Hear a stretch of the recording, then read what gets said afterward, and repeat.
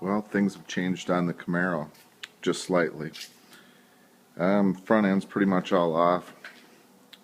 Interior is gutted for the most part. Got windows to take out, some trim, the rear end, exhaust, gas tank. Mess in here.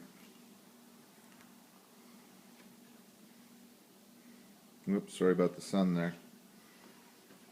We're getting there. Should a couple of more days we'll have it all done. We need to move some parts out of here though. As you can see, we're a little backed up.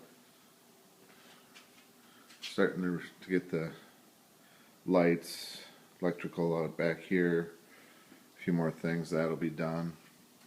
So, till next time.